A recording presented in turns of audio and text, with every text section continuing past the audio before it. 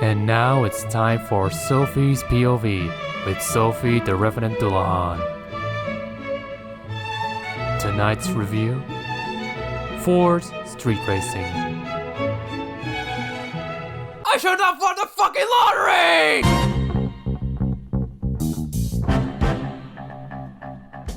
It's November, and as I promised back in my update video in 2022, I moved theme month to this month. And also didn't release a video in the month of that year because I was busy doing the James Bond video, but let's forget that.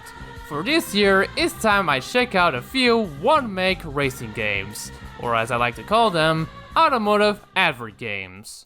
What I'm saying is that I'll be covering games where you race around with only cars for one brand. For example, the first World Racing, which, not including free DLC, only has Mercedes cars, Corvette, a game I previously reviewed, and a similar one called Forza Mustang, The Legend Lives, developed by Technics, a name that isn't really hard to pronounce, but a few well-known YouTubers think so. They teamed up with similar underdog developer Eucatechnics' ass. Which brings us to the developer, Eucalyptus. Put a gun to my head, I couldn't pronounce this.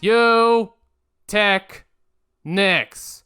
I don't care if you're joking. The Lotus challenge would have been interesting if it didn't have a Proton Satria, a Ford Cortina, and an Opel Omega. I don't care if they're tuned by Lotus, it still doesn't count. They're not always advert games, but I just wanted some alliteration for the theme title. So I have 4 titles, one of which I already covered, but it was on a different system. Can you guess which are? Well, there's no need to for the first one, I've already spoiled it.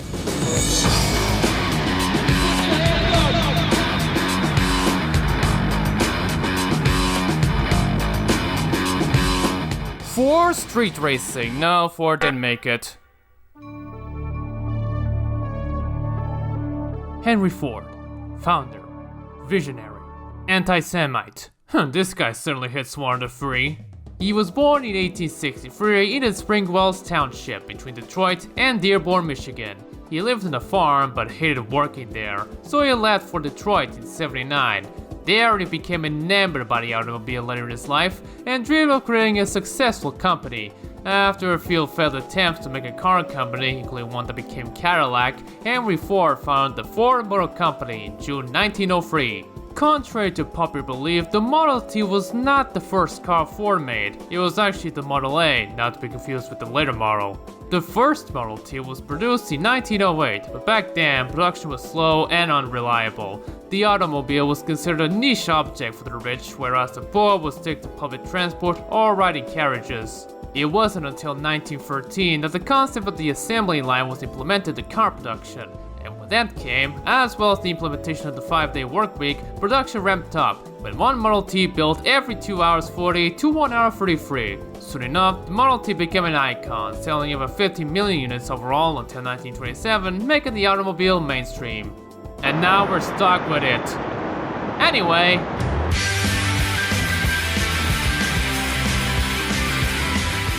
in the year 2000, the Ford Racing series got its start with a PC game from publisher Empire and developer Elite Systems, the very same developer that made Test Drive Off-Road. Don't bother, it's really boring. The PS1 version is even more so. Then came Ford Racing 2, this time developed in 2003 by Razorworks. Before that, they made military shopper simulators of all games and Total Immersion Racing, also published by Empire. But after that, they became the sole developer of Ford Racing games since the second, at least the home console versions. Mustang doesn't count, I don't know what the writer of this Wikipedia article was smoking. This and the third game are more well known for the diverse set of challenges and the act of collecting a variety of cars from just one brand. The series has always been just about Fords and the Mercury, with the exception of Off-Road, the last game of the series. This one included SUVs from Land Rover back when Ford owned them, just before selling it to Tata Motors alongside Jaguar.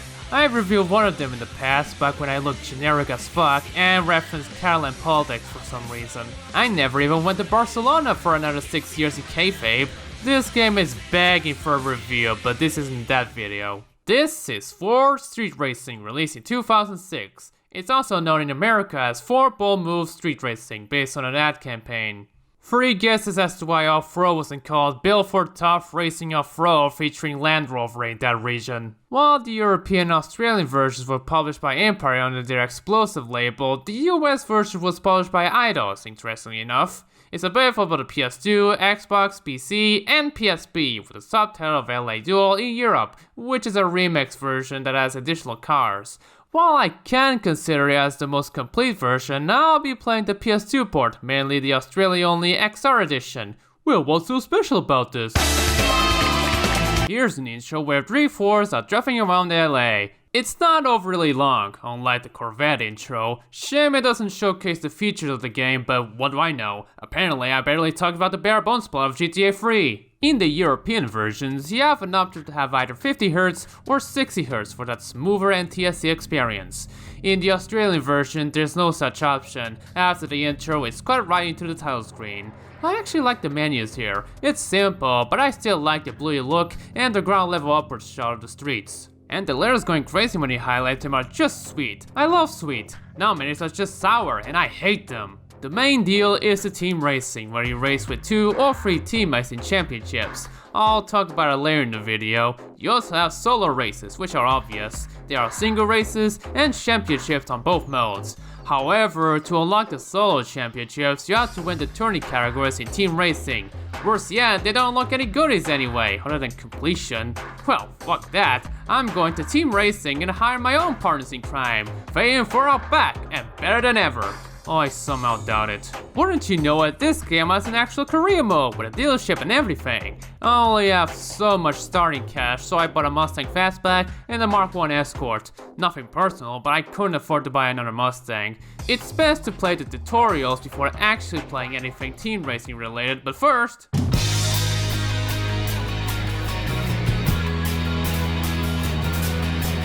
Let's talk about graphics, and for a PS2 game from 2006, it's not bad. It's trying to aim for realism, and I think they did a good job. I like the look of the cars, sure beats Forza. The scenery is quite a looker. Since the tracks are all based in Los Angeles, you get some beautiful and sometimes depressing visuals in them, like Venice Beach and the decrepit warehouse factory building in Skid Row. One tiny complaint is that the car damage textures are just mirrored. They're so noticeable, they're not even trying. But what can you even do with a tight budgeted deadline anyway? Sadly, no tachometer, which means there's no option for manual transmission. Oh no, it's Need for Speed Rivals! No, it can't be. There's no ultra annoying cops to evade. Also, widescreen just zooms the 4x3 image in. Worse yet, 4 Racing 2 have proper widescreen, but every entry after it, except the last, just ditches that. Because fuck future-proofing, am I right? For sounds, they were just lifted from 4 Racing 3, which were lifted from 4 Racing 2. Talk about a SmackDown vs. Raw 6 situation here. And because of that, I don't like that one particular engine noise that's used for the Fiesta SD, Focus RS, and one I might have missed. This makes the MX-5 in the old Gran Turismo games sound like the real deal. It's atrocious. This is Need for Speed Underground levels of bad. In fact, this is worse than Need for Speed Underground. Gosh, it's just terrible. I do like the menu sounds though. It's very unique and also of the time. I miss when menu sounds were melodic and not noise. For music, well, I've played all the songs from the game in this video. All 2 of them, all played in the menu. Yup. In the races, there isn't any hint of music. The PC and PS2 versions being on a CD is a terrible excuse, but not a lot of road racing games were also on CDs and actually have background music in the races. That's cheap. That's cheaper than lifting songs from Empire's other published games.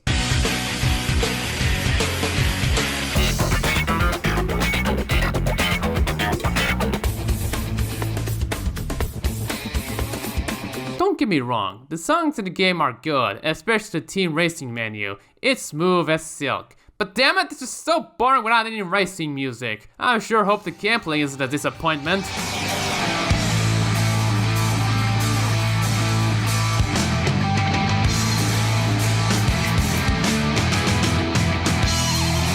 Thankfully it isn't, which is saying a lot since this is a racing game.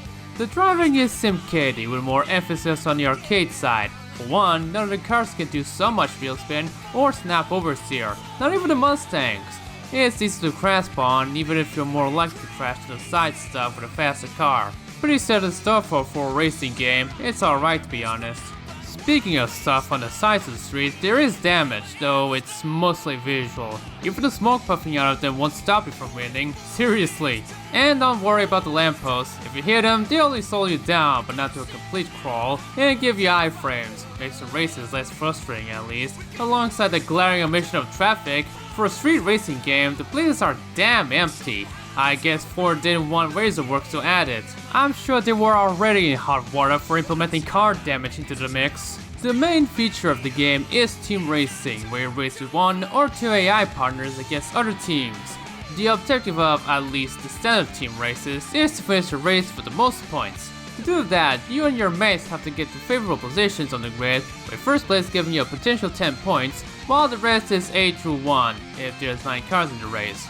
Don't let what I said scare you, it's easier done than said, and it can be done with this game's special feature, switching drivers. I'm sure there were games before or after this I had it, but you know how in GTA 5 you can switch to a protagonist, which is important for some missions? Well, you can fake EA Sports NASCAR 06 for that, but also for street racing too. Pressing up or down the D-pad, you can switch and play as one of your teammates during the race. I kept using it often to drive the bottom car to the podium. You can also command your colleagues to either block a car behind them or to make you draft them. You press L2 or R2 to signal one of them, or at the same time to signal both, then press L2 to block or R2 to draft. I usually go for the draft since you get a little boost until you pass your teammate, and then they get a boost until they pass you. It's more complicated with a triple draft, but I often do it to get a boost and then cancel it with a circle button. As for blocking, I don't like it. I don't even think it's that effective. Oh, they try and sometimes succeed, but it's just a pain in the ass for them. Moving swiftly to the AI opponents, boy, I sure do love rubber betting, especially in the high performance races. It's not surprising that the game gets harder and the rubber band gets tighter, but you get that experience right in the first championship you go to. It doesn't make the races too frustrating, but it does give you anxiety. Like, holy shit, they're right at me after being hundreds of meters away from them. But sometimes the opponents can get a little loosey-goosey. The Lady Luck may have a sick sense of humor, but she can still help sometimes. Like I said, the game has a career mode. The team championships are where you unlock all the remaining content and earn money for better cars or repair your own. That's it, you can't upgrade your cars, ever. The points you earn by finishing your race, of course, get accumulated to the tally, and if you get the most points, you win. However, these are unique. While the single race is only restricted to only using 3 cars of the same class, the championships are more forgiving. The classic ones and the first performance championship let you use 2 cars, and the performance and high performance ones, bearing the master championship for the latter, lets you use a car from the previous class. How irritating that I can't have that level of freedom in single races! It can get a little grindy, especially in the high performance championships, where there's a chance someone opponent drive the all-wheel drive RS200, little shits. And that is only unlocked after winning the Masters Championship, so bummer to that. But if you don't want to waste time grinding the championships, you can do challenges for extra dough. Most of them consist of mostly non-standard races, so I have to talk about them. You have your standard races, but then you have elimination, where you must not get to the last 2 places on each lap, otherwise you get eliminated 2 by 2. In the case of the team races, it counts as a win if your team gets a 1-2-3 finish. Then you have duel, which unlike the last 2 games where you duel against different cars each lap, it's just a standard mano-a-mano race. However, in team duel, for every 2 laps, 1 partner for each team gets added, so there's that. Downside, they're so freaking long. The team duel challenges take up 6 laps each. They're not too long, but fuck, I would like them be more challenging by having them 3 laps each. And that's it for the team modes. You have time attack, where you must beat the lap time with multiple tri-laps, and overtake is where you just pass the required number of cars before time runs out. That's freaking it. I'm not pissed about the game modes, I'm actually more pissed that you can't actually grind at the challenges menu, because if you win once, you can't ever earn cash winning them again. At least it's less insulting than giving $500 for winning a race you've won before. Another downside is that most of the chances are locked until you win races and championships in team racing. Well, it's not much of a downside, just common annoyance. The car list is divided into 3 groups, classic, performance, and high performance. While it is short, consisting of 18 cars, it still has some unique rides there, like the Fiesta ST, the Gran Turismo, the GT90 Concept, the F-150 Lightning, and the Mustang Bosses, my favorites. Well, the 69 models are my favorites. I don't like the reduced numbers of headlights to 70 models. Unfortunately, this only makes me sad about the current state of Ford. With the exception of vans and the Mustang, Ford only sells SUVs, trucks, and crossovers in the US, and its European branch will follow suit, as sedans and minivans like the Mondeo and the Galaxy are no longer sold new. They stopped producing the Fiesta early this year, and the Focus production will eventually be ceased by 2025. Ford is becoming like Isuzu and I hate it. I don't care that they sell well, SUVs are the cancer that needs to be treated out. Sorry for that little soapboxy rant, but fuck. The XR edition, however, replaces a few of the cars with the Falcons. The XY Falcon replaces the Plus 429 Mustang, the BI Ute replaces the Escort RS, and the Sierra Cosworth is replaced by the BF Falcon. I don't miss the 429, who was the 70 model after all. But the rest baffles me. Instead of replace the Lightning, the Falcon Ute replaced the Escort RS. Like, do y'all not have that car there? Or Sierras for that matter? In the PSP version of XR, the Australian cars are actually added instead of replaced, which makes anyone wonder why the hell am I reviewing the PS2 version? Don't bother asking, I'm a mess. For the tracks, there's a lot of city tracks and a few mountainside ones. They're great to race on, even if the objects on the side are annoying to avoid. Aside from that, there are still obstacles on the way, like pillars in the middle, and sharp corners that makes drafting difficult. Which is why my favorite is Intersection. It's set in a freeway built for speed, with only a few square corners on the way. I love this track, it's so smooth and fast, and great for drafting. I love it. This is way more of a speedway than whatever Venice Speedway is. If only it was less bumpy in this part. Canyon Road, I like the new one better than the old, even if the latter has a little town in the middle. I just wish there was a track where you drive around Hollywood Boulevard though. Well, there's nothing else to talk about. I 100%ed the game, so that might account for something in my life. And you know what's the worst part? To get going in a solo championship, you have to win all the races. No, not having the most points out of all the opponents. You must win every race in the cup. The same bullshit method of winning as getting a prize card in the championship in Forza 1. Never mind that the HP Pro Cup was hard as fuck. So that was Forza Street Racing. For a budget title, I'd say it's pretty enjoyable. Even when the moment-to-moment gameplay gets rather repetitive, the difficulty and the team mechanics make up for it. If it was still on Steam, I'd say go for it, but now it's harder to get. Hope you like Fritz store hunting if you hate emulation. After FSR, Razorworks made one last Ford-related game in the form of Ford Racing Off-Road, alongside a few remakes, until they got sold to Rebellion in 2008 by Empire, who were facing financial problems. I wonder why. They eventually closed their doors the next year. It sucks ending at an unknown note, but never fear, Automotive Advertgames continues with a reveal of another game from the still operational milestone. And no, it's not the Ducati game, it's Automotive Advertgames, not two-wheel trash games. In the meantime, this is Sophie the Duluhan saying, I'm glad I never joined Channel Awesome, ain't I great?